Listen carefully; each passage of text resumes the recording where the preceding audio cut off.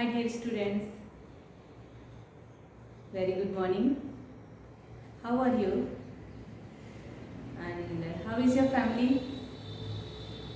I hope you will fine and healthy. So dear students, today also I will continue the same chapter. The name of the chapter is Many Moons. तो कल हमने पढ़ा था कि विदूषक ने princess लेनोर के लिए सोनार के पास से छोटा सा पतला सा चांद बनवा करके उसको प्रिंसेस की जो गोल्ड की चेन थी उसमें डालकर उसके गले में पहनाया था। अब हम आगे पढ़ेंगे। कल जो हमने लास्ट पैराग्राफ पढ़ा था उसको मैं वापस रीड आउट कर रही हूँ। The king was so angry that he waved his arms around. Black curtains would keep out the air, he said, and the Princess Leonor would be ill again. He sent for the royal mathematician. जब जो विदूषक था उसने princess के गले में चांद पहना दिया था, तब किंग को वापस राजा को ये वापस चिंता होने लगी कि जब रात हो जाएगी तो मेरी प्रिंसेस लेनोर चांद को फिर से देखेगी, क्योंकि चांद तो जैसे चमकता है, जैसे नाइट में उगता है ऐसे ही उगेगा। तो जब ये चांद को देखेगी तो फिर से ये डिमांड करेगी मुझे चांद चाहिए, और ऐसा वो ज़्यादा सोचेगी और उस वजह से फिर से ये बीमार हो जाएगी। तो उसके लिए उन्होंने जो उसके दरबार में जो व्यक्ति काम करते थे, जो दरबारी थे, अलग अलग पोस्ट पे थे, उन सबको बुलाया और सबने अलग अलग तरह के विचार व्यक्त किए थे।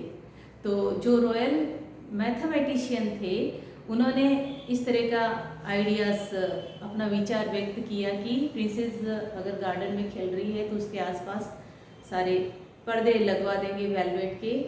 और तब राजा ने कहा कि वेलवेट के पर्दे अगर होंगे तो उससे क्या होगा कि एयर आएगी तो पर्दे इधर उधर हो सकते हैं, और उससे बराबर एयर भी मेरी प्रिंसेस को मिलेगी नहीं, और ज़्यादा एयर होगी तो पर्दे इधर उधर भी हो सकते हैं, और एयर अगर नहीं भी मिलेगी तब भी वो बीमार हो जाएगी। तब उसने कहा कि हम क्या करेंगे, कर्टन के चारों ओर आग लगा देंगे, मतलब ये जो लॉन है, जो गार्डन है उसके चारों तरफ फायरवर्क्स आग लगाएंगे। इससे क्या होगा कि जो आग की जो चिंगारी होगी, स्पाइक जो चिंगारियाँ होगी वो आकाश में जाएगी, और उससे क्या होगा कि अगर मून राइज भी होगा तब भी प्रिंसेस को दिखाई नहीं देगा। इस तरह से उसने अपना विचार राजा को बताया।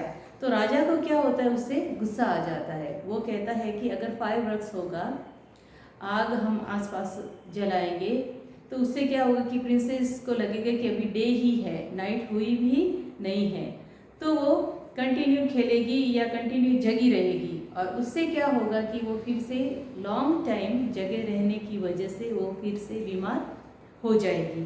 तो राजा को इस तरह से चिंता होती है। तो सेम लाइन्स यहाँ पे यही बात शो कर रही है कि the royal mathematician walked around in a circle. जो रॉयल मैथमेटिशियन था उन्होंने एक सर्कल में वॉक, मतलब चारों तरफ वो घूमे थे। And then he walked around in square, फिर उसने स्क्वायर शेप में वॉक किया था। एंड देन स्टूड स्टिल, इसके बाद में वो खड़े हो गए। आई हैव इट, मुझे कुछ आइडिया है, मैं कुछ कर सकता हूँ। ही सेड, उसने कहा, we can set off fireworks in the garden every night, प्रत्येक रात को हम फायरवर्क गार्डन में आग जला सकते हैं।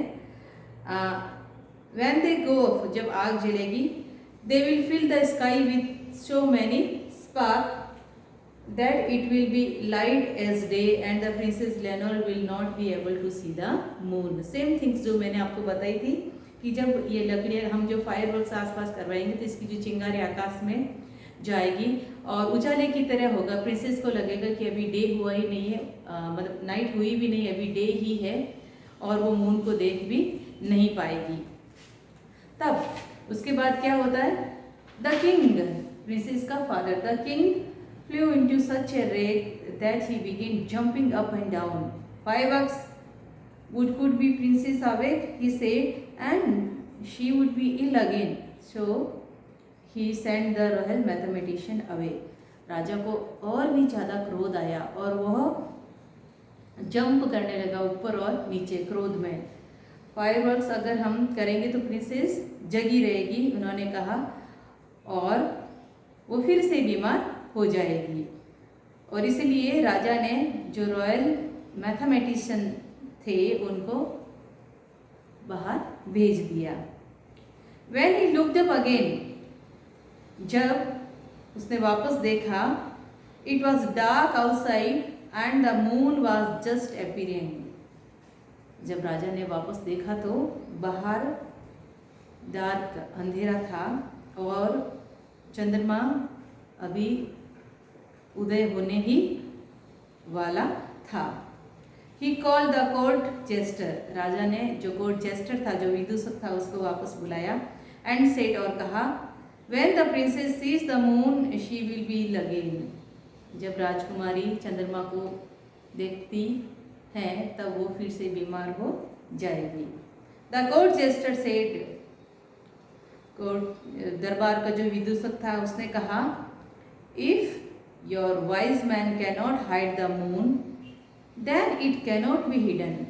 उसने कहा कि अगर आपके जो बुद्धिमान व्यक्ति है अगर वो भी चंद्रमा को ढक नहीं सकते, मीन्स हम चांद को कवर नहीं कर सकते, हम चांद को ढक नहीं सकते. But who could explain how to get the moon. अब ये कौन एक्सप्लेन करेगा, कौन समझाएगा कि चंद्रमा को कैसे पा सकते हैं. It was the princess Lenore. ये प्रिंसेस जो लेनोर है वो बताएगी. Therefore the princess Lenore is wiser than your wise man. जो आपके जो बुद्धिमान व्यक्ति हैं उससे भी अधिक बुद्धिमान प्रिंसेस लेनोर है. And knows more about the moon than they do. उनसे भी ज़्यादा ये चंद्रमा के बारे में जानती है. So I will ask her. मैं उससे पूछूंगा.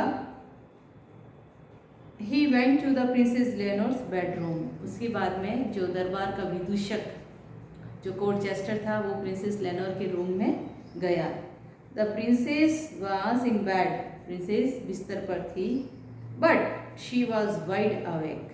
वो पूर्णतया जगी हुई थी. And she was looking out of the window at the moon shining in the sky. वो खिड़की के बाहर देख रही थी किसको, चांद को, जो आकाश में शाइनिंग कर रहा था, चमक रहा था. Shining in her hand was the moon the court jester had got for her. और जो अदर मून जो उसके गले की जो चैन थी उसमें भी क्या कर रहा था, शाइनिंग कर रहा था, चमक रहा था. जो कोर्ट का जो जेस्टर था, कोर्ट जेस्टर जो विदूषक, उसने प्रिंसेस को दिलवाया था. Tell me princess Lenore, the court jester said, how can the moon be shining in the sky when it is hanging on a golden chain around your neck. विदूषक ने कहा कि बताओ प्रिंसेस लेनोर, राजकुमारी लेनोर, कि ये जो चंद्रमा है वो आकाश में कैसे चमक रहा है, क्योंकि ये तो when it is hanging on a golden chain around your नेक. लेकिन चंद्रमा तो आपके जो सोने की चैन है जो आपके गले में पहनी हुई है, चंद्रमा तो आपकी चैन में लटक रहा है. The princess looked at him. Princess ने उसकी तरफ देखा. एंड लाफ्ड, और मुस्कुराई, उसे हंसी आई. That is easy. वो आसान है. She said. उसने कहा, when I lose a tooth. जब मैं एक दांत को खोती हूँ, a new one grows in its place. दूसरा उसकी जगह पे स्थान ले लेता है. Doesn't it. ऐसा ही होता है ना, यही होता है. And when the royal gardener cuts the flowers in the garden, other flowers come to take their place. जो दरबार का जो माली है जब वो फ्लावर्स को कट करता है बगीचे में, तब उसकी जगह और दूसरे फ्लावर्स उनका स्थान ले लेते हैं, क्योंकि जो पुराने जो भी थिंग्स कट करेंगे तो नई थिंग्स क्या होगी, ग्रो हो जाएगी। तो जो पुराने फ्लावर्स को माली कट करेगा तो उसकी जगह और नए नए फ्लावर्स आ जाएंगे। I should have thought of that, said the court jester. Court jester ने कहा, विदूषक ने कहा कि मैं भी ऐसा ही सोचता हूँ, कि मैंने भी ऐसा ही सोचा था। And it is the same way with the moon, said the princess Lenore. Dear students, ये बहुत ही इंपॉर्टेंट लाइन है, क्योंकि ये पूरे जो लेसन है इसको समराइज करती है कि राजकुमारी ने क्या कहा कि इट इज द सेम वे, ये वही तरीका है विद द मून, चंद्रमा के साथ भी, कि एक चंद्रमा अगर नया मतलब प्रत्येक दिन नए नए चंद्रमा मून है वो अपीयर होते हैं, वो शाइन करते हैं। I guess it is the same way with everything. राजकुमारी ने कहा कि मैं ऐसा गैस करती हूँ, अनुमान लगाती हूँ कि सबके साथ में ये ऐसा ही होता है, क्योंकि जो एक चंद्रमा तो मेरे पास में है, लेकिन हमेशा चंद्रमा नए नए चंद्रमा आते हैं, और मुझे तो एक चंद्रमा ऑलरेडी मिल चुका है, ये तो दूसरा नया चंद्रमा है, उसकी जो डिमांड थी मून को प्राप्त करने की वो तो उसे मिल चुका है। तो ऐसे ही उसने इसी तरह से एक्सप्लेन किया था कि अगर एक टीथ हमारा चला जाता है तो उसकी जगह न्यू टीथ अपीयर हो जाता है। तो एक चंद्रमा अगर मैंने ले लिया है तो ये एक दूसरा चंद्रमा है। I guess it is the same way with everything. मैं ऐसा अनुमान लगाती हूँ कि ऐसा ही तरीका सबके साथ होता है। Her voice became low and faded away and the court jester saw that she was asleep. उसके बाद धीरे धीरे जो राजकुमारी लेनोर की आवाज़ थी वो स्लो हो गई और फेडेड हो गई, मतलब राजकुमारी को नींद आने लग गई थी और उसकी आवाज़ धीरे हो गई थी। और उसके बाद में जो दरबार का विदूषक था उसने देखा कि राजकुमारी सो गई थी। जेंटली ही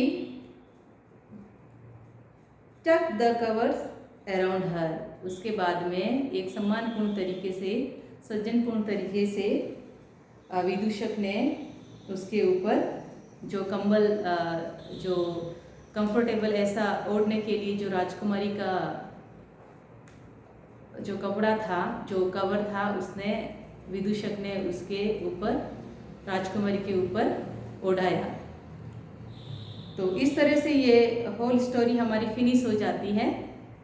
और ये जो स्टोरी का जो ऑथर है, जो लिखने वाला, उनका नाम जेम्स थर्बर है। और ये सारी स्टोरी मैंने PDF के थ्रू आपको भेज दी थी। तो स्टूडेंट्स, मैं रिक्वेस्ट करती हूँ कि आप सेम स्टोरी को आप खुद भी रीड करोगे, और जब आप खुद रीड करोगे तो आपको और भी अच्छे से ये समझ में आएगी। तो आज मैं आपको 2 एक्सरसाइज दे रही हूँ।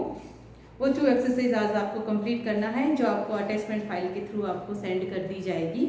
और उसके बाद में हम इस लेसन के क्वेश्चन एंड आंसर्स फिनिश करेंगे।